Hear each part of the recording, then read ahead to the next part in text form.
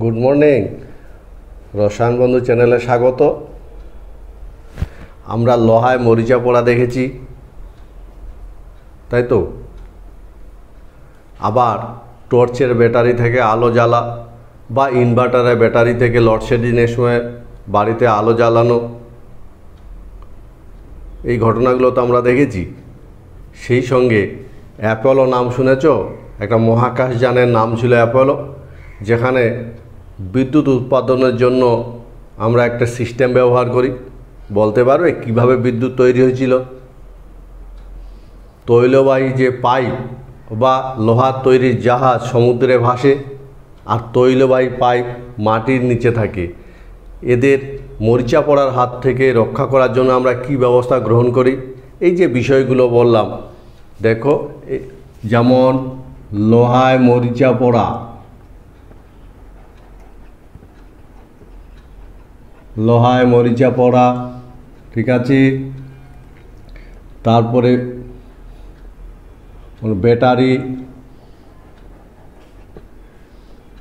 Battery দ্বারা তড়িৎ উৎপাদন,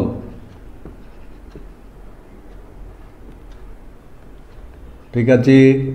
তারপরে জ্বালানি কোষ,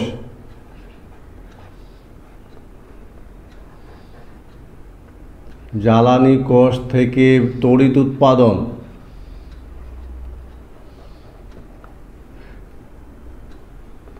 বোঝা গেছে। এছাড়া যেটা আমরা দেখলাম, হিটার দ্বারা জল ফোটানো। বলো তো, এই যে ঘটনাগুলোর কথা বললাম, এই ঘটনাগুলো আমরা কিভাবে ব্যাখ্যা করতে পারি? এই ঘটনাগুলোর সাথে সবারই তড়িতের সম্পর্কিত, তাই তো? ফলে আমরা এই ঘটনাগুলোকে ব্যাখ্যা করার চেষ্টা করব, এবং যে চ্যাপ্টারে, কেমিস্ট্রি যে চ্যাপ্টারে এই ঘটনাগুলো নিয়ে আলোচনা করা হয়, সেই চ্যাপ্টারটার একটা নাম দেওয়া দরকার, এবং চ্যাপ্টারটার নাম হলো তড়িৎ রসায়ন। তড়িৎ রসায়ন। ফলে যে চ্যাপ্টারে এই বিষয়গুলো নিয়ে আলোচনা করা হয়, সেই চ্যাপ্টারটাকে বলা হয় তড়িৎ রসায়ন। বোঝা গেছে নিশ্চয়ই? আমরা মহাকাশযান যেটা বললাম, যে অ্যাপোলো যে মহাকাশযান ব্যবহার করা হয়েছিল, সেখানে জ্বালানি সেল বলে একটা কোষ ব্যবহার করা হয়েছিল, যেখানে হাইড্রোজেন আর অক্সিজেন থেকে তড়িৎ তৈরি হয়েছিল। আমরা এই বিষয়গুলো নিয়ে কথা বলবো। তড়িৎ রসায়ন যে চ্যাপ্টারে বিভিন্ন বিষয়গুলো, তড়িৎ সংক্রান্ত বিভিন্ন বিষয় নিয়ে আলোচনা করা হয়, যেখানে কী হয়, রাসায়নিক শক্তি তড়িৎ শক্তিতে,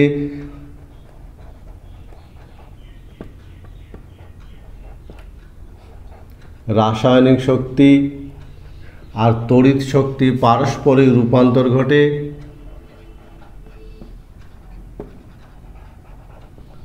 রাসায়নিক শক্তি আর তড়িৎ শক্তির পারস্পরিক রূপান্তর ঘটে যে সিস্টেমে, সেই সিস্টেমটাকে বলা হয় তড়িৎ রাসায়নিক কোষ। এই সিস্টেমটাকে বলা হয় তড়িৎ রাসায়নিক কোষ। মনে থাকবে? তড়িৎ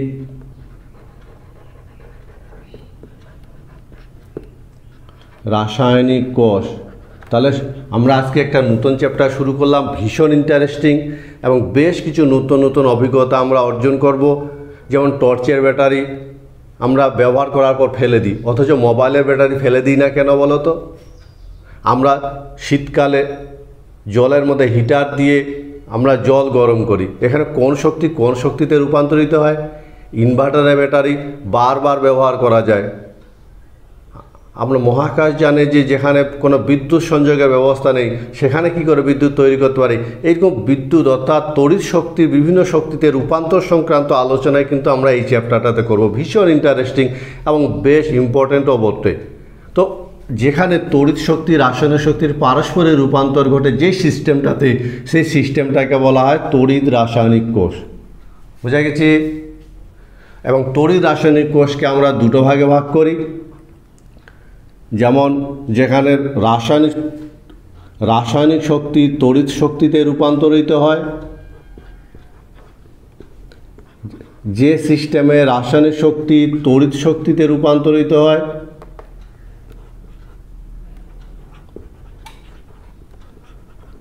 তড়িৎ শক্তিতে রাসায়নিক শক্তি তড়িৎ শক্তিতে রূপান্তরিত হয়, সেই সিস্টেমটাকে বলা হয় গ্যালভানীয় কোষ। গ্যালভানীয় কোষ। আর যে সিস্টেমে তড়িৎ শক্তি রাসায়নিক শক্তিতে রূপান্তরিত হয়, তড়িৎ শক্তি রাসায়নিক শক্তিতে রূপান্তরিত হয়, সেই সিস্টেমটাকে বলা হয় তড়িৎ বিশ্লেষণ কোষ।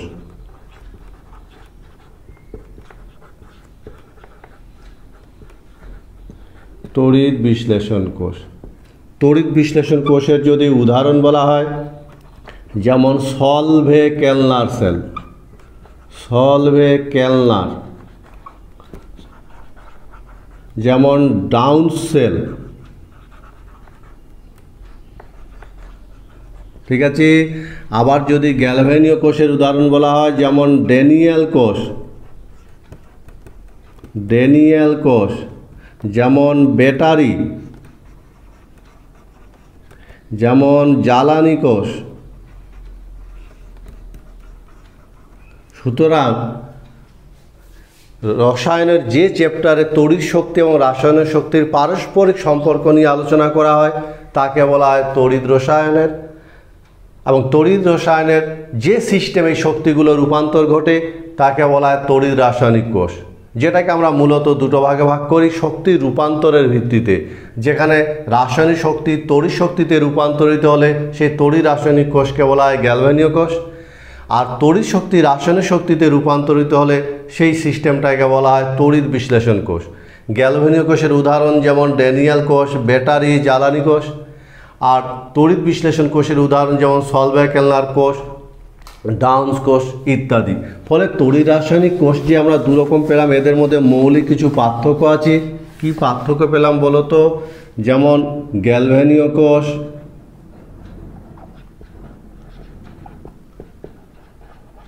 গ্যালভানীয় কোষের সাথে তড়িৎ বিশ্লেষণ কোষের কি পার্থক্য?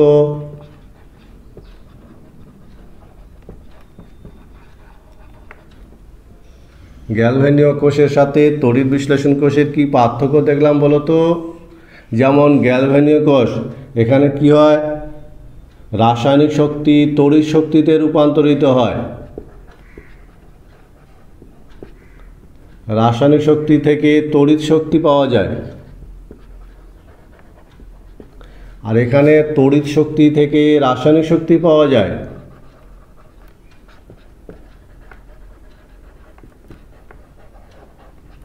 তড়িৎ শক্তি থেকে রাসায়নিক শক্তি পাওয়া যায়।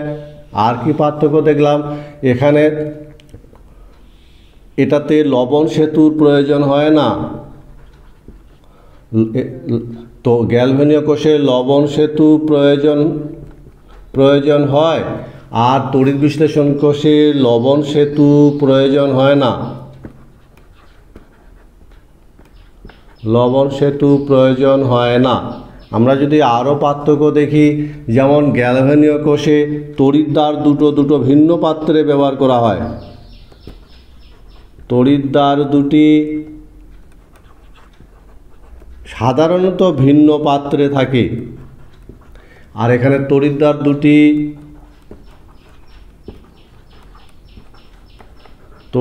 দুটি সাধারণত একই পাত্রে থাকে।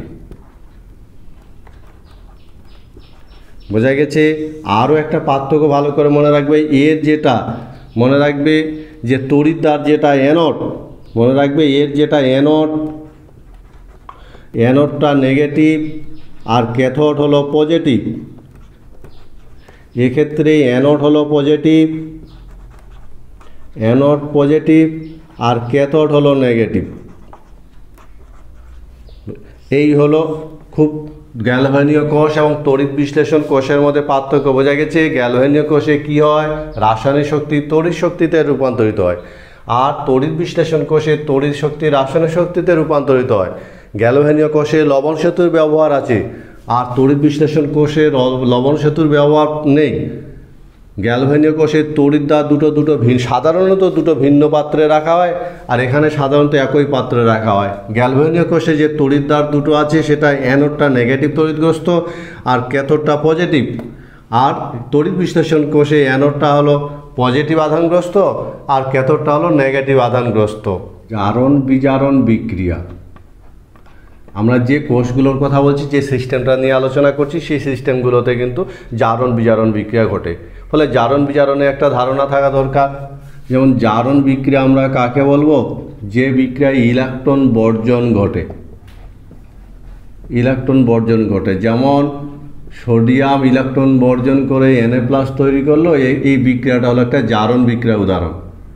আর যে ইলেকট্রন বর্জন করবে তাকে বলা হয় জারক। ফলে এক্ষেত্রে যে ইলেকট্রন বর্জন করবে তাকে বলা হয় বিজারক। ফলে এক্ষেত্রে সোডিয়াম হলো বিজারক। বোঝা গেছে? অন্যদিকে আমরা যদি দেখি বিজারণ বিক্রিয়া কাকে বলবো, তো বিজারক সেটা হলো ইলেকট্রন দাতা। অন্যদিকে বিজারণ বিক্রিয়া কাকে বলবো? যেমন ক্লোরিন ইলেকট্রন গ্রহণ করে Cl-, এই বিক্রিয়াটা হলো একটা বিজারণ বিক্রিয়ার উদাহরণ। এবং যে ইলেকট্রন গ্রহণ করে সে নিজে জারক, সুতরাং জারক হলো ইলেকট্রন গ্রহীতা। এই হলো জারণ বিজারণের ছোট্ট একটা ধারণা। তাহলে জারণ কাকে বলে বলো তো? যে রাসায়নিক বিক্রিয়া ইলেকট্রনের বর্জন ঘটে তাকে জারণ বলে। যেমন সোডিয়াম ইলেকট্রন বর্জন করে Na+ তৈরি হলো, ফলে এই রাসায়নিক বিক্রিয়াটা হলো একটা জারণ বিক্রিয়া উদাহরণ। আর বিজারক কাকে বলা হয়? ইলেকট্রন দাতাকে বলা হয় বিজারক। যেমন এক্ষেত্রে সোডিয়াম ইলেকট্রন বর্জন করেছে বলে সোডিয়াম হলো বিজারক। অন্যদিকে যে সমস্ত রাসায়নিক বিক্রিয়া ইলেকট্রন গৃহীত হয় তাদের বলা হয় বিজারণ বিক্রিয়া। এক্ষেত্রে ক্লোরিন ইলেকট্রন গ্রহণ করেছে, ফলে জারক পদার্থ হলো ইলেকট্রন গ্রহীতা। যেহেতু ক্লোরিন ইলেকট্রন গ্রহণ করেছে, ফলে ক্লোরিন হলো জারক। এই হলো জারণ বিজারণ, জারক বিজারক। বোঝা গেছে? আমরা এবার একটা গ্যালভানীয় কোষের গঠন দেখব, এবং ভীষণ ইম্পর্টেন্ট। গ্যালভানীয় কোষের গঠনটা ভালো করে মনে রাখার চেষ্টা করবে। আমরা একটা বিকার, এবং এই বিকারের মধ্যে জিঙ্ক সালফেট নেওয়া হলো। জিঙ্ক সালফেট 1 গারত্ব 1m গারত্বে জিঙ্ক সালফেট নেওয়া হলো। আর একটা বিকার,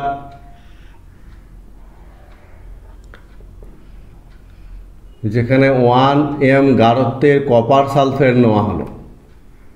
ঠিক আছে? এবং এই বিকারের মধ্যে একটা জিঙ্কের দণ্ড প্রবেশ করানো হলো, জিঙ্ক দণ্ড। আর এর মধ্যে একটা কপারের দণ্ড প্রবেশ করানো হলো। বোঝা গেছে নিশ্চয়ই? একটা জিঙ্ক দণ্ড আর একটা কপারের দণ্ড। এবং এদের মধ্যে সমকোণে বাঁকানো একটা কাচের নল, যাকে লবণ সেতু বলা হয়, সেই লবণ সেতু নেওয়া হলো। এটার নাম লবণ সেতু। মনে রাখবে ভালো করে, লবণ সেতু। ঠিক আছে? এই অবস্থায় আমরা এটাকে পরিবাহী তার দিয়ে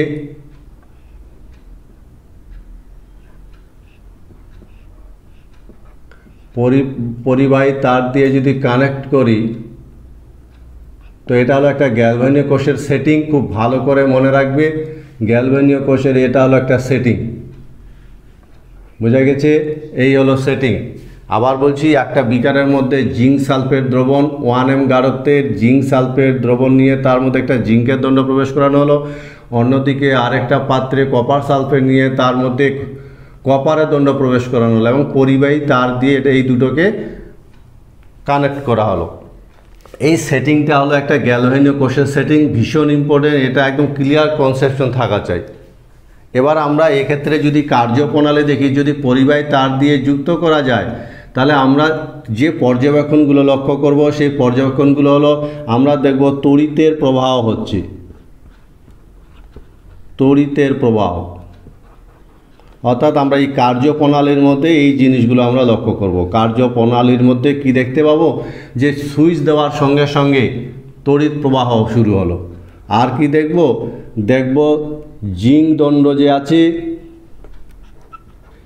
জিঙ্ক দণ্ডের ওজন হ্রাস পাচ্ছে। এই যে জিঙ্ক দণ্ডটার ওজন হ্রাস পায়। আর কি দেখব? এদিকে কপার দণ্ডটা যে আছে, কপার দণ্ডের ওজন বৃদ্ধি পায়। আর আমরা কি লক্ষ্য করব? জিঙ্ক সালফেট দ্রবণে Zn+2 গারত্ব বৃদ্ধি পায়। আর আমরা কি দেখব? দ্রবণে কপার আয়নের গারত্ব হ্রাস পায়। এই ঘটনাগুলো আমরা লক্ষ্য করব এখানে। বোঝা গেছে? আবার বলছি, এটা হলো একটা ড্যানিয়েল কোষের সেটিং, যেখানে জিঙ্ক সালফেটের মধ্যে জিঙ্কের দণ্ড প্রবেশ করানো আছে এবং কপার সালফেটের মধ্যে কপার দণ্ড প্রবেশ করানো আছে এবং পরিবাহী তার দিয়ে একটা ভোল্টামিটারের সাথে যুক্ত করা আছে। এবার পরিবাহী সুইচ অন করলেই এই ঘটনাগুলো আমরা লক্ষ্য করব। কি কি লক্ষ্য করব বলো তো? সুইচ অন করার সঙ্গে সঙ্গে তড়িতের প্রবাহ আমরা দেখতে পাবো 1 নম্বর। 2 নম্বর দেখতে পাবো জিঙ্ক দণ্ডটা ওজন ধীরে ধীরে হ্রাস পাচ্ছে, কপার দণ্ডের ওজন ধীরে ধীরে বৃদ্ধি পাচ্ছে। আমরা আরও যেটা পর্যবেক্ষণ লক্ষ্য করব, জিঙ্ক সালফেট দ্রবণে জিঙ্ক আয়নের গাঢ়ত্ব বৃদ্ধি পাচ্ছে আর কপার সালফেট দ্রবণে কপার আয়নের গাঢ়ত্ব হ্রাস পাচ্ছে। ঠিক আছে, এই পর্যবেক্ষণের ভিত্তিতে আমরা এখানে কি বলতে পারবো তাহলে, যে রাসায়নিক বিক্রিয়াটা সংঘটিত হয় সেই রাসায়নিক বিক্রিয়াটা হলো জিঙ্ক প্লাস কপার, এই রাসায়নিক বিক্রিয়াটা সম্পন্ন হয়। ফলে এই রাসায়নিক বিক্রিয়াটার ফলে এখানে তড়িৎ উৎপন্ন হয়। জিঙ্ক দ্বারা বর্জিত ইলেকট্রন কপার গ্রহণ করে এবং জিঙ্ক জারিত হয়, কপার বিজারিত হয়, জিঙ্ক জারিত হয় আর কপার বিজারিত হয়। ফলে এই রাসায়নিক বিক্রিয়াটা ঘটার ফলে এখানে বিদ্যুৎ তৈরি হয়। এবার আমরা দেখব তড়িৎ শক্তি কিভাবে তৈরি হচ্ছে। তড়িৎ শক্তি উৎপাদনের ব্যাখ্যা। তড়িৎ শক্তি উৎপাদন ব্যাখ্যা, কিভাবে তড়িৎ শক্তিটা তৈরি হচ্ছে।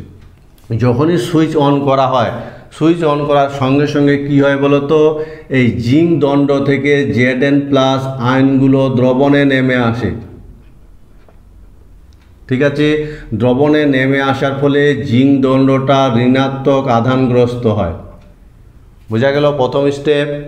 আমরা কি দেখব, যখনই সুইচ অন করা হয় জিঙ্ক দণ্ড থেকে Zn+2 আয়ন দ্রবণে নেমে আসে, ফলে জিঙ্ক দণ্ডটা ঋণাত্মক আধানগ্রস্ত হয়। এই পর্যন্ত বোঝা গেল। ঋণাত্মক আধানগ্রস্ত জিঙ্ক আয়ন, ফলে এখানে জিঙ্ক দণ্ডে যে বিক্রিয়াটা ঘটে সেই বিক্রিয়াটা হলো জিঙ্ক থেকে Zn+2 প্লাস ইলেকট্রন, এটাকে অ্যানোড বিক্রিয়া বলা হয়, অ্যানোড বিক্রিয়া। ফলে অ্যানোডে যে বিক্রিয়াটা ঘটে সেই বিক্রিয়াটা কি হলো, জিঙ্ক থেকে Zn+2 প্লাস ইলেকট্রন।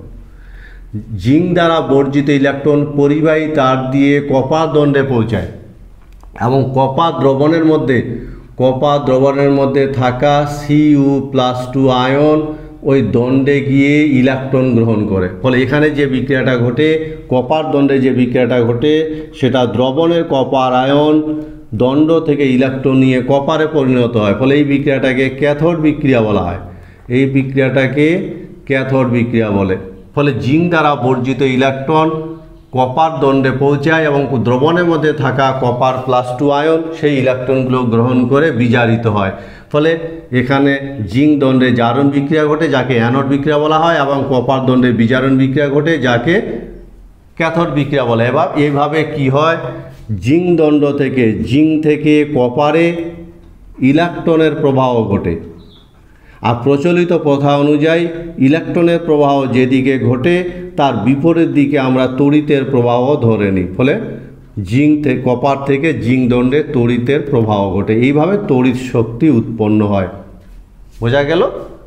সহজ জিনিসটা কিন্তু ভীষণ ভীষণ ইম্পর্টেন্ট। তাহলে এই হলো একটা সেটিং, যেটা ড্যানিয়েল কোষের সেটিং বলা হয়, এবং এই সেটিংয়ে আমরা কিভাবে তড়িৎ উৎপন্ন সেটা ব্যাখ্যা করার চেষ্টা করলাম।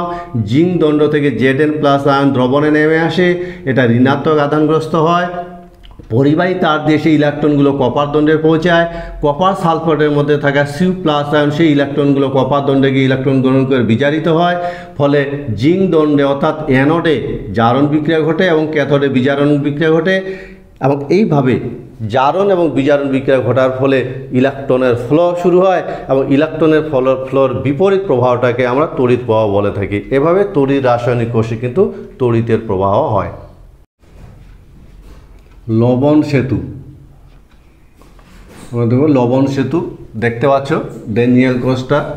এই ড্যানিয়েল কোষের এই যে দুটো বিকারের মধ্যে সমকোণে বাঁকানো একটা সেটিং দেখতে পাচ্ছ, এই সেটিংটাকে বলা হয় লবণ সেতু। বোঝা গেছে? দেখো ছবিতে এই সমকোণে বাঁকানো একটা কাচের নল, আর এই কাচের নলটাকে বলা হয় লবণ সেতু। ফলে লবণ সেতু আমরা কাকে বলবো, কেটায়ন ও এনায়ন, যেমন KNO3 যেমন KCl, এরকম কেটায়ন এবং এনায়নের গতিবেগ যদি সমান হয় সেরকম একটা তড়িৎ বিশ্লেষ্য পদার্থ সমকোণে বাঁকানো একটা কাচের নলের মধ্যে নিয়ে তার সাথে অল্প পরিমাণে আগার মিশিয়ে দিয়ে যদি গরম করা দ্রুত শীতল করা হয় তাহলে জেলির মতন নলটার ভিতরে আটকে যায়। এই যে বিশেষ সিস্টেমটা পেলাম আমরা, একে বলা হয় লবণ সেতু। বোঝা গেছে? আবার বলছি, সমকোণে বাঁকানো একটা কাচের নলের মধ্যে কেটায়ন এবং এনায়নের গতিবেগ সমান এইরকম কোনো তড়িৎ বিশ্লেষ্য পদার্থ নিয়ে তার সাথে আগার মিশিয়ে দিয়ে গরম করার পর যদি দ্রুত শীতল করা হয় তাহলে পদার্থটা জেলির মতন ওই নলটার ভিতরে আটকে যায়। এই বিশেষ সিস্টেমটাকে বলা হয় লবণ সেতু। আমরা দেখতে পাচ্ছি ড্যানিয়েল কোষের দুটো বিকারের সংযোগ রক্ষা করেছে লবণ সেতু। তবে লবণ সেতু গঠনের ক্ষেত্রে সব পদার্থ কিন্তু লবণ সেতুতে থাকতে পারে না, তার জন্য নির্দিষ্ট কিছু শর্ত আছে। ফলে লবণ সেতু গঠনের শর্ত হলো কেটায়ন ও এনায়ন যে আছে এর কি হতে হবে, এর গতিবেগ সমান হতে হবে। গতিবেগ, তবে তারা লবণ সেতুতে ব্যবহৃত হতে পারবে। আর কি হবে, এরা কিন্তু কোষ বিক্রিয়ায় অংশগ্রহণ করতে পারবে না, কোষ বিক্রিয়ায় অংশ নেয় না। বোঝা গেছে? ফলে লবণ সেতু গঠনের শর্ত হলো কেটায়ন এবং এনায়নের গতিবেগ সমান হতে হবে এবং সে কোষ বিক্রিয়ায় এরা অংশ নেবে না। বোঝা গেছে? আমরা দেখব লবণ সেতুর কাজ কি। লবণ সেতুর কি কাজ? লবণ সেতু কী করে দুটো বিকারের মধ্যে যে তড়িৎ বিশ্লেষ্য আছে সে তড়িৎ বিশ্লেষ্য দুটোর মধ্যে সংযোগ রক্ষা করে। ফলে দ্রবণ দুটির মধ্যে সংযোগ রক্ষা করা, সংযোগ রক্ষা করা। বোঝা গেছে? এই দুটো বিকারের মধ্যে যে তড়িৎ বিশ্লেষ্য আছে তাদের মধ্যে সংযোগ রক্ষা করবে। আর কি, এদেরকে তড়িৎ প্রশম রাখা, তড়িৎ প্রশম রাখা, দ্রবণ দুটোকে তড়িৎ প্রশম রাখা লবণ সেতুর কাজ। আর একটা কাজ কি, দ্রবণ দুটো পরস্পরকে মিশতে না দেওয়া। দ্রবণ দুটি পরস্পর মিশতে না দেওয়া। বোঝা গেছে? তাহলে লবণ সেতুর কাজ কি?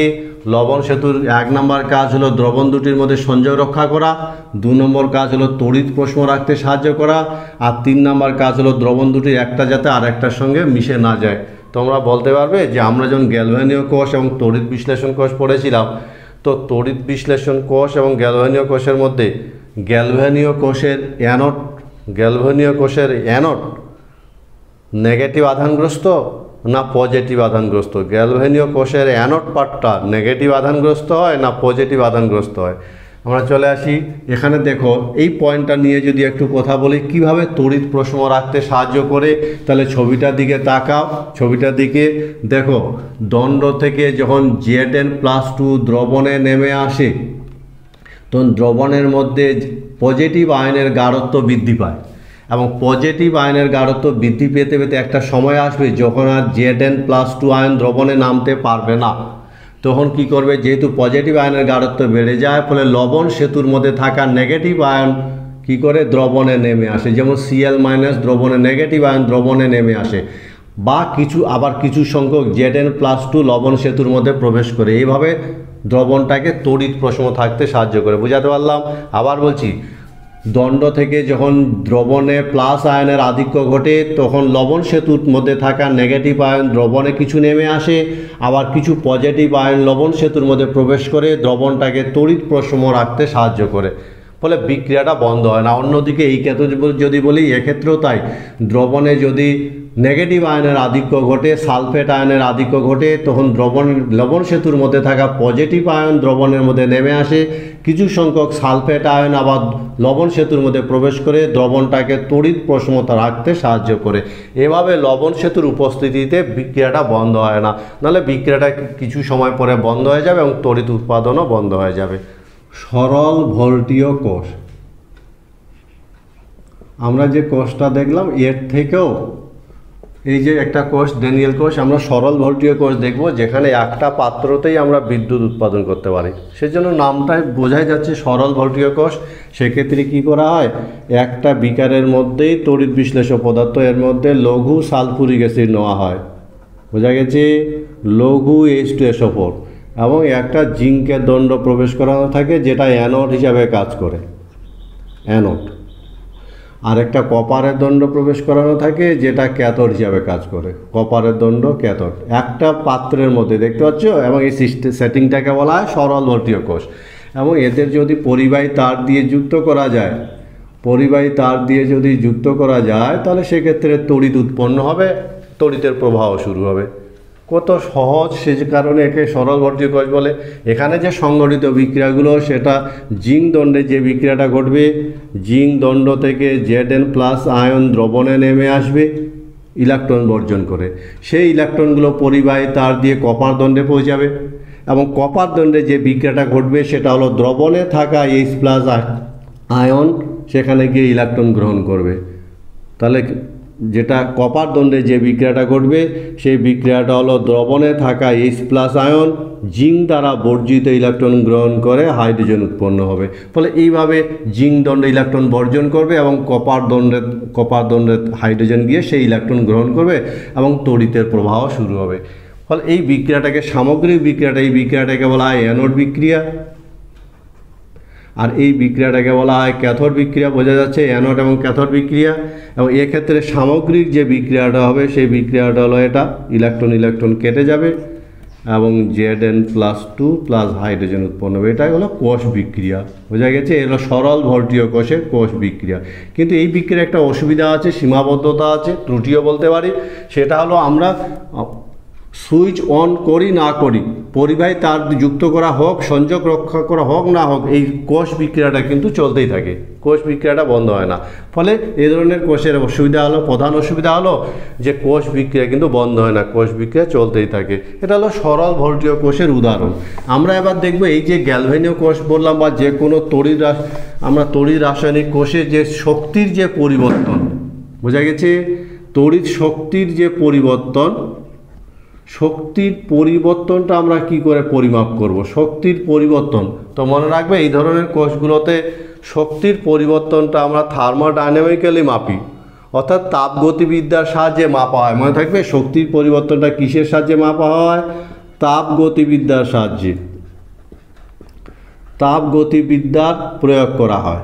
আবার তাপগতিবিদ্যার প্রয়োগটা তখনই করা যাবে যখন কোষ পরাবর্তভাবে কাজ করবে, পরাবর্তভাবে কাজ করবে। বোঝা গেছে? তাহলে এই ধরনের কোষের পরিবর্তনে কি বললাম, যে শক্তির পরিবর্তন কতটা হবে, সেই শক্তির পরিবর্তনটা আমরা তাপগতিবিদ্যার নীতি প্রয়োগ করে পরিমাপ করি। কিন্তু তাপগতিবিদ্যার নীতি সেই কোষগুলোতে প্রয়োগ করা যাবে যে কোষগুলো পরাবর্তভাবে কাজ করবে। তাহলে পরাবর্তভাবে একটা কোষ কাজ করার আমরা শর্ত দেব, কোন শর্তে একটা কোষ পরাবর্তভাবে কাজ করে। ঠিক আছে, কি কোন শর্তে বলো তো? ক্লাস 11 আমরা দেখেছি পরাবর্ত, যেখানে চালক বলের মান তার বিপরীত বলের তুলনায় সামান্য পরিমাণ বাড়িয়ে বা কমিয়ে দিয়ে প্রক্রিয়াটাকে বিপরীতমুখী করা যায়, সেই ঘটনাগুলোকে বলা হয় পরাবর্ত প্রক্রিয়া। তো একটা কোষের পরাবর্ততার আমরা যদি শর্ত বিচার করব, পরাবর্ততার শর্ত, ঠিক আছে, তখন আমরা কি করব, ওই কোষটাকে আমরা বহিস্থ বিভব ধরে নিলাম, কোষ বিভব ই, আর বহিস্থ বিভব ধরে নিলাম ই প্রাইম। আর কোষ বিভব আর বহিস্থ বিভব, কোষ বিভব ও বহিস্থ বিভব, বহিস্থ উৎস বিভবের সাথে আমরা কানেক্ট করব। বহিস্থ বিভব এরা বিপরীত দিকে ক্রিয়া করে,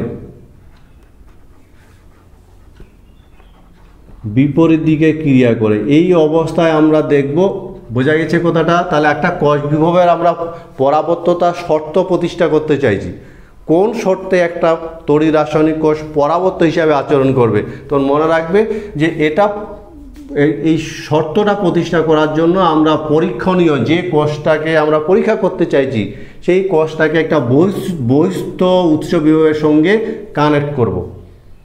আমরা সেখানে ধরে নিলাম যে পরীক্ষণীয় কোষটার কোষ বিভব ই এবং বহিস্থ কোষটার যে বহিস্থ যে আমরা উৎস বিভবের সঙ্গে কানেক্ট করেছি তার বিভব ধরে নিলাম ই প্রাইম। ঠিক আছে, এই পর্যন্ত। এবার মনে রাখবে প্রথম শর্ত, যদি ই সমান ই প্রাইম হয় তাহলে কোনো কোষে যদি কোনো কোষ বিক্রিয়া না ঘটে, কোষ বিক্রিয়া ঘটবে না, কোষ বিক্রিয়া ঘটে না এবং তড়িৎ শক্তিও উৎপন্ন হয় না, শক্তি উৎপন্ন হয় না, এই ঘটনাটা। দ্বিতীয় কন্ডিশন আমরা দেখব, যদি কোষ বিভবের মান বহিস্থ বিভব অপেক্ষা বেশি হয় তাহলে সেক্ষেত্রে কী হবে, স্বতঃস্ফূর্ত কোষ বিক্রিয়া ঘটবে, স্বতঃস্ফূর্ত বিক্রিয়া ঘটে, ঠিক আছে, সেই সঙ্গে শক্তি উৎপন্ন হয়, তড়িৎ শক্তি উৎপন্ন হয়। তৃতীয় শর্ত, যদি কোষ বিভবের মান বহিস্থ বিভব অপেক্ষা কম হয় তাহলে সেক্ষেত্রে কিন্তু শক্তি উৎপন্ন হবে না, অর্থাৎ কোষ বিক্রিয়া ঘটবে না, বিক্রিয়া ঘটে না, বিপরীত বিক্রিয়া ঘটবে। মনে থাকবে কথাটা, যে কোষ বিক্রিয়া বিপরীত বিক্রিয়া ঘটবে, বিপরীত বিক্রিয়া ঘটে, ঠিক আছে। আর তড়িৎ বিশ্লেষক হিসাবে তখন কাজ করবে, তড়িৎ বিশ্লেষক কোষ হিসাবে কাজ করবে, তড়িৎ বিশ্লেষক কোষ হবে। এই শর্তগুলো যদি কোনো কোষ মেনে চলে তাহলে আমরা বলবো কোষটা পরাবর্ত, বোঝা গেছে। আর এই শর্তগুলো যদি মেনে না চলে তাহলে কোষটা অপরাবর্ত। তাহলে একটা কোষ পরাবর্ত কি না আমাদের কেন প্রয়োজন হয়, কোন একটা কোষ থেকে আমরা শক্তি আদৌ পাবো কি না সেটা যাচাই করার জন্য কিন্তু দরকার হয় কোষটা পরাবর্তভাবে ক্রিয়াশীল কিনা, এবং পরাবর্তভাবে কোষটা কাজ করবে কি না সেটা জানার জন্য আমরা বহিস্থ বিভবের সঙ্গে সেটাকে কানেক্ট করব। বহিস্থ বিভবের সাথে কোষ বিভবের মান সমান হলে যদি কোষটা কোনো বিক্রিয়া না করে সাম্যাবস্থায় থাকে, অথবা বহিস্থ বিভবের তুলনায় কোষ বিভবের মান বেশি হলে যদি তড়িৎ শক্তি উৎপন্ন হয়, অথবা বহিস্থ বিভবের মান যদি কোষ বিভবের চেয়ে বেশি হওয়ার ফলে বিপরীত বিক্রিয়া সংঘটিত হয় এবং তড়িৎ বিশ্লেষক কোষ হিসেবে আচরণ করে, তাহলে আমরা বলবো আমাদের যে পরীক্ষণীয় কোষ সেটা পরাবর্তভাবে কাজ করছে। আর যদি না ঘটে তাহলে বলবো কোষটা অপরাবর্ত প্রকৃতির। তড়িৎদ্বার আমরা এবার দেখব যে এই যে কোষগুলোতে বিভিন্ন ছোট ছোট বেশ কিছু টার্ম আমরা ব্যবহার করে থাকি, সেই টার্মগুলো সম্পর্কে আমরা পরিচিতি লাভ করব। তার আগে তোমরা বলতে পারবে যে আমরা যে সরল ভোল্টীয় কোষ দেখলাম তো সরল ভোল্টীয় কোষ দেখলাম, পরাবর্ততার শর্ত দেখলাম, তো কোন একটা তড়িৎ রাসায়নিক কোষের শক্তির পরিবর্তন পরিমাপ করার জন্য আমরা কোন নীতিটাকে কাজে লাগাই, কোন নীতির সাহায্যে শক্তির পরিবর্তনটা গণনা করা যায়।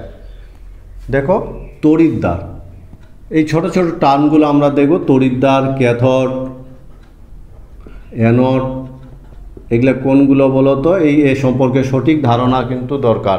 যেমন তড়িৎ বিশ্লেষক পদার্থের মধ্যে যে ধাতুর দণ্ডগুলো আংশিক নিমজ্জিত থাকে, এদিকে জিঙ্ক দণ্ড দেখতে পাচ্ছ, এদিকে কপার দণ্ড দেখতে পাচ্ছ, এই দণ্ডগুলোকে বলা হয় তড়িৎদ্বার, বোঝা গেছে। তাহলে তড়িৎ বিশ্লেষণের মধ্যে আংশিক নিমজ্জিত ধাতব দণ্ডগুলোকে বলা হয় তড়িৎদ্বার, ঠিক আছে। যে তড়িৎদ্বারের মধ্যে যে তড়িৎদ্বারে জারণ বিক্রিয়া ঘটে তাকে বলা হয় অ্যানোড, যেমন এখানে জিঙ্ক দণ্ডটা হলো অ্যানোড। আর যে তড়িৎদ্বারে বিজারণ বিক্রিয়া ঘটে তাকে বলা হয় ক্যাথোড। তাহলে যে ধাতব দণ্ডগুলো তড়িৎ বিশ্লেষণের মধ্যে আংশিক নিমজ্জিত থাকে, ঠিক আছে, তাদেরকে বলা হয় তড়িৎদ্বার। যে প্রান্তে জারণ বিক্রিয়া ঘটে তাকে বলা হয় অ্যানোড, এবং যে প্রান্তে বিজারণ বিক্রিয়া ঘটে তাকে বলা হয় ক্যাথোড, ঠিক আছে। এগুলো হলো তড়িৎদ্বার, ক্যাথোড এবং অ্যানোড। এরপরে আমরা দেখব অর্ধ বিক্রিয়া। অর্ধ বিক্রিয়া দেখতে এখানে তাকাও, যেমন দেখতে পাচ্ছ জিঙ্ক সালফেট আর জিঙ্ক দণ্ড মিলে যে সিস্টেমটা তৈরি করে, বা কপার সালফেট এবং কপার মিলে যে সিস্টেমটা তৈরি করে তাদেরকে বলা হয় অর্ধকোষ। মনে থাকবে কি বলা হয়, অর্ধকোষ, অর্ধকোষ। তাহলে দুটো অর্ধকোষের সমষ্টি হলো একটা সম্পূর্ণ কোষ। আবার আমি বলছি তড়িৎ বিশ্লেষক এবং ধাতব দণ্ড মিলে যে সেটিংটা হয় তাকে বলা হয় অর্ধকোষ। যেমন জিঙ্ক সালফেট এবং জিঙ্ক মিলে একটা অর্ধকোষ, আর কপার সালফেট আর কপার মিলে আর একটা অর্ধকোষ। এরকম দুটো অর্ধকোষ মিলে একটা সম্পূর্ণ কোষ তৈরি হয়। এবার যে অংশে জারণ ঘটে তাকে বলা হয় জারণ অর্ধকোষ, আর যে অংশে বিজারণ ঘটে তাকে বলা হয় বিজারণ অর্ধকোষ। তাহলে এক্ষেত্রে বলো তো জারণ অর্ধকোষ, যেহেতু জিঙ্ক দণ্ডে জারণ ঘটে ফলে জিঙ্ক সালফেট এবং জিঙ্ক মিলে যে অর্ধকোষটা তৈরি করেছে তাকে আমরা বলবো জারণ অর্ধকোষ। আর কপার সালফেট আর কপার মিলে যে অর্ধকোষটা তৈরি করেছে তাকে বলা হবে বিজারণ অর্ধকোষ। ফলে জারণ অর্ধকোষ, বিজারণ অর্ধকোষ। এবার অর্ধকোষ বিক্রিয়া, অর্ধকোষে যে বিক্রিয়াগুলো সংঘটিত হয় তাদেরকে বলা হয় অর্ধকোষ বিক্রিয়া। যেমন জারণ অর্ধকোষ বিক্রিয়া, জারণ অর্ধকোষে যে বিক্রিয়াটা সংঘটিত হয় সেটা হলো জারণ অর্ধকোষ বিক্রিয়া। তাহলে বিজারণ অর্ধকোষ বিক্রিয়া কি হবে? বিজারণ অর্ধকোষ বিক্রিয়া, অর্ধকোষ বিক্রিয়া, বিজারণে যে বিক্রিয়াটা ঘটে সেটা হলো বিজারণ অর্ধকোষ বিক্রিয়া, বিজারণ অর্ধকোষ বিক্রিয়া। আর কোষ বিক্রিয়া কাকে বলা হবে? দুটো বিক্রিয়ার সমষ্টিকে বলা হবে কোষ বিক্রিয়া। ঠিক আছে, দুটো বিক্রিয়ার সমষ্টিকে বলা হবে কোষ বিক্রিয়া। যেমন জিঙ্ক থেকে Zn+2+2E, এটা হলো জারণ অর্ধকোষ বিক্রিয়া। আর বিজারণ অর্ধকোষ বিক্রিয়া কোনটা? Cu+2+2E Cu। আর এই জারণ আর বিজারণ অর্ধকোষ বিক্রিয়ার সমষ্টিকে বলা হয় কোষ বিক্রিয়া। এবং কোষ বিক্রিয়ার ক্ষেত্রে সবসময় মনে রাখবে যে ইলেকট্রন সংখ্যা কিন্তু সমান থাকতে হবে। ইলেকট্রন সংখ্যা সমান না থাকলে ছোট ছোট সংখ্যা দিয়ে গুণ করে ইলেকট্রন সংখ্যাকে সমান করতে হবে, এবং এই দুটো ইলেকট্রন এক্ষেত্রে সমান করাই আছে। ফলে কোষ বিক্রিয়া হবে জিঙ্ক +Cu+2 থেকে Zn+2+Cu, এটাকে বলা হয় কোষ বিক্রিয়া। ফলে এর মধ্যে দুটো বিক্রিয়া সংঘটিত হয়, একটা জারণ অর্ধ বিক্রিয়া, একটা বিজারণ অর্ধ বিক্রিয়া, বা একটা ক্যাথোড বিক্রিয়া, একটা অ্যানোড বিক্রিয়া। আর এই দুটো বিক্রিয়ার সমষ্টিকে বলা হয় কোষ বিক্রিয়া। এবং কোষ বিক্রিয়া লেখার সময় ইলেকট্রন সংখ্যা সমান থাকলে ঠিক আছে, সমান না থাকলে গুণ করে সমান করে নিতে হবে। বোঝা গেছে? এবার র্যাডক্স যুগ্ম, একটা তড়িৎদ্বারের র্যাডক্স যুগ্ম, তড়িৎদ্বারের র্যাডক্স যুগ্ম যেমন মনে করো কপারের এটা হলো জারিত অবস্থা, আর কপারের এটা হলো বিজারিত অবস্থা। কোনো একটা তড়িৎদ্বারের জারিত এবং বিজারিত অবস্থার যুগ্মকে বলা হয় র্যাডক্স যুগ্ম বা জারণ বিজারণ যুগ্ম। আমার কথা বোঝা গেছে? যেমন কপারে এটা হলো জারিত অবস্থা আর কপারে এটা হলো বিজারিত অবস্থা। তাহলে কোনো একটা তড়িৎদ্বারের একটা ধাতব পদার্থের জারিত অবস্থা এবং বিজারিত অবস্থার যুগ্মটাকে, জোড়টাকে একসঙ্গে বলা হয় র্যাডক্স যুগ্ম। তোমরা বলতে পারবে তাহলে জিঙ্কের র্যাডক্স যুগ্মের সংকেতটা কী হবে? জিঙ্ক র্যাডক্স যুগ্মের সংকেতটা কী হবে বলতে পারবে? আমরা চলে যাব। তাহলে কি দেখলাম এই জায়গাটাতে? ছোট ছোট টার্মগুলো বেশ কয়েকটা বলা হলো এবং ক্লিয়ার কনসেপশন থাকা চাই। যেমন তড়িৎদ্বার, ঠিক আছে, যেমন ক্যাথোড, অ্যানোড, অর্ধকোষ, জারণ অর্ধকোষ, বিজারণ অর্ধকোষ, অর্ধকোষ বিক্রিয়া, কোষ বিক্রিয়া, র্যাডক্স যুগ্ম। তড়িৎদ্বার বিভব, তড়িৎদ্বার বিভব এবং এর উৎস। তো তড়িৎদ্বার বিভব ভীষণ ইম্পর্টেন্ট, খুব ইম্পর্টেন্ট, এবং এক সঠিক ধারণা থাকা চাই। দেখো আমরা এর ধারণাটা তৈরি করার চেষ্টা করছি। আমরা একটা বিকার নিলাম, ঠিক আছে, এই বিকারের মধ্যে জিঙ্ক সালফেট দ্রবণ নেওয়া হলো, আর এর মধ্যে একটা জিঙ্কের দণ্ড প্রবেশ করানো হলো, জিঙ্ক দণ্ড। তাহলে আমরা কি দেখব বলো তো? জিঙ্ক সালফেট দ্রবণে যদি জিঙ্কের দণ্ড প্রবেশ করানো হয় তাহলে এখানে কিন্তু দুটো ঘটনা ঘটার সম্ভাবনা থাকে। যেমন জিঙ্ক সালফেট দ্রবণে যখন জিঙ্কের দণ্ড প্রবেশ করানো হয় তখন দণ্ডের জিঙ্ক দ্রবণে Zn+2 হিসাবে নেমে আসার একটা প্রবণতা দেখায়, আর এই প্রবণতাটাকে বলা হয় তাদের দ্রবণ চাপ। মনে থাকবে কথাটা, যাকে P দিয়ে প্রকাশ করলাম। তাহলে যখন কোনো ধাতুর লবণ সম্বন্ধিত দ্রবণে যখন ধাতব দণ্ড যুক্ত করা হয় তখন দণ্ডের ধাতব আয়নগুলো দ্রবণে নেমে আসার একটা প্রবণতা দেখায়, যাকে দ্রবণ চাপ বলা হয়। আবার দণ্ডের যে Zn+ আয়ন আছে সেটাও দণ্ডে গিয়ে জমা হতে চায়, এই প্রবণতাটাকে বলা হয় অভিসারক চাপ। অভিসারক চাপ ধরে নিলাম P'। ঘটনাটা বোঝা গেছে? তা যে কোনো ধাতব পদার্থ এবং তার আয়ন সম্বন্ধিত দ্রবণের ক্ষেত্রে এই প্রবণতাটা আমরা লক্ষ্য করি। আমরা যদি কপারের ক্ষেত্রে দেখি, বোঝা গেছে, কপার সালফেট দ্রবণে যদি কপারের দণ্ড প্রবেশ করানো হয় তাহলে সেক্ষেত্রে দেখা যাবে দণ্ড থেকে কপার দ্রবণে নেমে আসতে চাইছে, আবার দ্রবণের কপার আয়ন দণ্ডে গিয়ে জমা হতে চাইছে। এই প্রবণতাটা আমরা লক্ষ্য করি, এই কথা বোঝা গেছে। তাই এই প্রবণতার ফলে কি হতে পারে, তিনটা অবস্থার সৃষ্টি হতে পারে। কীরকম তিনটা অবস্থার সৃষ্টি হতে পারে দেখো, দ্রবণ চাপ পি আর অভিসরক চাপ পি প্রাইম, এই দুটোর মান যদি কি হবে, দ্রবণ চাপের মান যদি অভিসারক চাপের চেয়ে বেশি হয় তাহলে কী হবে বলো তো, দ্রবণ চাপের মান অভিসারক চাপের চেয়ে যদি বেশি হয় তাহলে এই ঘটনাটা ঘটবে না, অর্থাৎ দ্রবণের আয়ন গিয়ে দণ্ডে জমা হতে পারবে না, দণ্ডের জিঙ্ক প্লাস দ্রবণে +2 হিসাবে নেমে আসবে। দ্রবণে যদি +2 হিসাবে নেমে আসে, এই ঘটনাটা না ঘটে, তাহলে দণ্ডটা কী হবে, নেগেটিভ আধানগ্রস্ত হয়ে যাবে, কারণ জিঙ্ক ইলেকট্রন ছেড়ে দিয়ে দ্রবণে নেমে আসবে। তো ইলেকট্রন ছেড়ে দিয়ে যদি দ্রবণে নেমে আসে তাহলে দণ্ডটা ঋণাত্মক আধানগ্রস্ত হবে তো, ঠিক আছে, ঋণাত্মক আধানগ্রস্ত হবে। যখনই দণ্ডটা ঋণাত্মক আধানগ্রস্ত হবে, ফলে দণ্ডের চারপাশে জিঙ্ক আয়নগুলো গিয়ে একটা পজিটিভ বলয় তৈরি করবে, পজিটিভ বলয় তৈরি হবে। এক্ষেত্রে যদি দেখি তাহলে এক্ষেত্রে কী হয় বলো তো, তাহলে এটার ক্ষেত্রে কি হয়, দ্রবণ চাপের মান অভিসারক চাপের চেয়ে বেশি হয়, এটার ক্ষেত্রে কি হয়, দ্রবণ চাপের মান অভিসারক চাপের চেয়ে কম হয়। তাহলে এখানে কোন ঘটনাটা ঘটবে, দ্রবণের কপার প্লাস আয়ন দণ্ডে গিয়ে জমা হবে, দণ্ড থেকে কপার নেমে আসতে পারবে না, ফলে এখানে যে ঘটনাটা ঘটবে, দণ্ডটা কিন্তু ধনাত্মক আধানগ্রস্ত হয়ে যাবে। দণ্ডটা যদি ধনাত্মক আধানগ্রস্ত হয় তাহলে দণ্ডের চারপাশে ঋণাত্মক আধানের বলয় তৈরি হবে। ফলে যখনই একটা ধাতব দণ্ডকে তার আয়ন সম্বন্ধিত দ্রবণে নিমজ্জিত করা হয়, তখন ধাতব দণ্ডের পৃষ্ঠতল এবং দ্রবণের সংযোগ স্তরে একটি ইলেকট্রিক্যাল বিপরীত আধানের ইলেকট্রিক্যাল ডাবল লেয়ার সৃষ্টি হয়।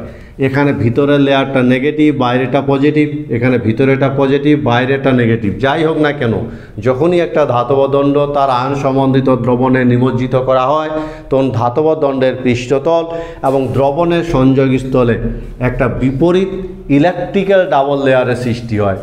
এর ফলে এই জায়গাটাতে একটা বিভবের সৃষ্টি হয়, আর এই বিভবটাকে বলা হয় তড়িৎদ্বার বিভব। ভীষণ ইম্পর্টেন্ট, তড়িৎদ্বার বিভব। বোঝা গেছে?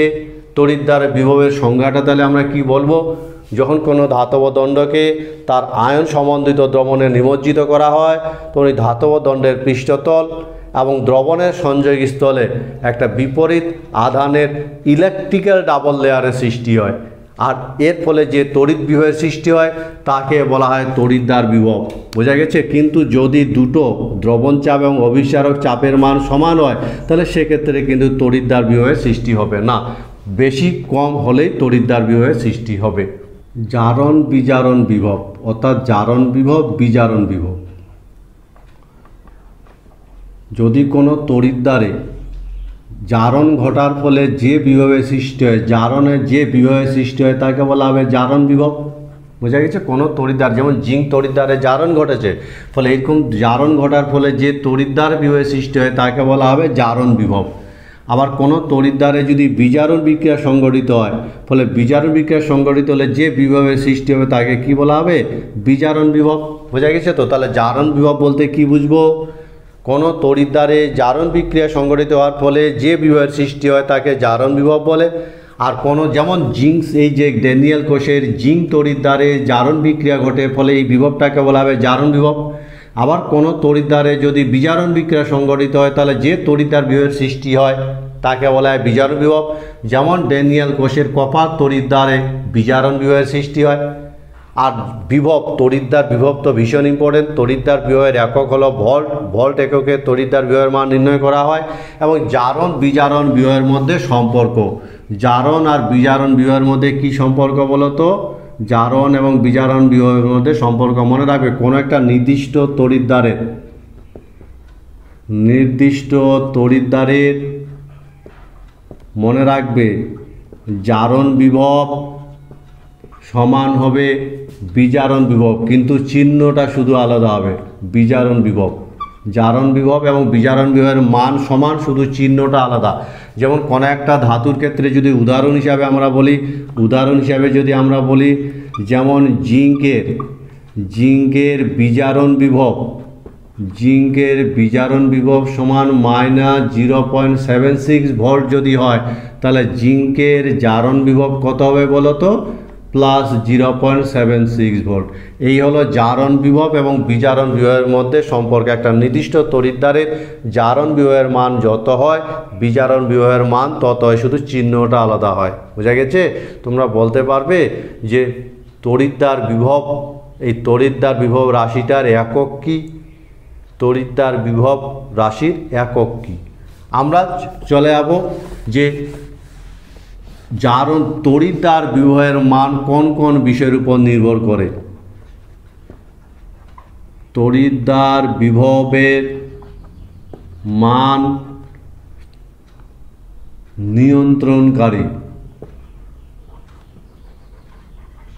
নিয়ন্ত্রণকারী বিষয় কোন কোন বিষয়ের উপর একটা তড়িৎদ্বার বিভবের মান নির্ভর করবে বলো তো? বেশ কিছু বিষয়ের উপর নির্ভর করে। যেমন তড়িৎদ্বারটা যে ধাতুর তৈরি, সেই ধাতু এবং ধাতু থেকে উৎপন্ন আয়নের প্রকৃতির উপর নির্ভর করবে। আর কিসের উপর নির্ভর করবে? দ্রবণে যে ধাতব আয়ন আছে, সেই দ্রবণে ধাতব আয়নের গাঢ়ত্বের উপর নির্ভর করবে। আর কিসের উপর নির্ভর করবে? উষ্ণতার উপরও নির্ভর করে, উষ্ণতার উপর নির্ভর করে। আর কিসের উপর নির্ভর করে? যদি তড়িৎদ্বারটা গ্যাসীয় হয়, তাহলে গ্যাসীয় তড়িৎদ্বার হলে তার চাপের উপরও নির্ভর করবে। ফলে এই বিষয়গুলোর উপর কিন্তু তড়িৎদ্বার বিভবের মান নির্ভর করে। তাহলে তড়িৎদ্বার বিভবের মান কোন কোন বিষয়ের উপর নির্ভর করে? যে ধাতু দিয়ে তড়িৎদ্বারটা তৈরি, সেই ধাতু এবং সেই ধাতুর সঙ্গে সংগঠিত যে বিক্রিয়া আয়নের প্রকৃতির উপর নির্ভর করে, অর্থাৎ তড়িৎদ্বার বিক্রিয়া অংশগ্রহণকারী ধাতু এবং তার আয়নের প্রকৃতির উপর নির্ভর করে। দ্রবণে থাকা ধাতব আয়নের গাঢ়ত্বের উপর নির্ভর করে, উষ্ণতার উপর নির্ভরশীল, এবং যদি গ্যাসীয় তড়িৎদ্বার হয় তাহলে তার ক্ষেত্রে চাপের উপরও নির্ভরশীল হয়। সুতরাং আজকের ক্লাসে আমরা মূলত তড়িৎ রসায়নের প্রথম ক্লাস, এবং যেখানে গ্যালভানীয় কোষ নিয়ে মূলত আলোচনাটা ছিল। গ্যালভানীয় কোষের একটা ছবি এখনও বোর্ডে দেখতে পাচ্ছ। খুব স্বচ্ছ ধারণা থাকা চাই এই জায়গা থেকে। ক্যাথোড, অ্যানোড, অর্ধ বিক্রিয়া, ক্যাথোড বিক্রিয়া, অ্যানোড বিক্রিয়া, কোষ বিক্রিয়া, সেই সঙ্গে তড়িৎদ্বার বিভব, সেই সঙ্গে পরাবর্ততার শর্ত, বেশ কিছু ইম্পর্টেন্ট টার্ম আমরা পড়লাম, যেটা পরবর্তীতে আমাদের ভীষণ ইম্পর্টেন্ট। আমার মনে হয় বোঝাতে পেরেছি। গোটা ভিডিওটা নিখুঁতভাবে দেখার চেষ্টা করবে এবং একটা সঠিক, প্রথম ক্লাসে কিন্তু সঠিক ধারণা তৈরি করা খুব প্রয়োজন। আমার মনে হয় তোমরা একটা সঠিক ধারণা তৈরি করবে, এই প্রত্যাশা রেখে আজকের ক্লাসটা এখানে শেষ করছি।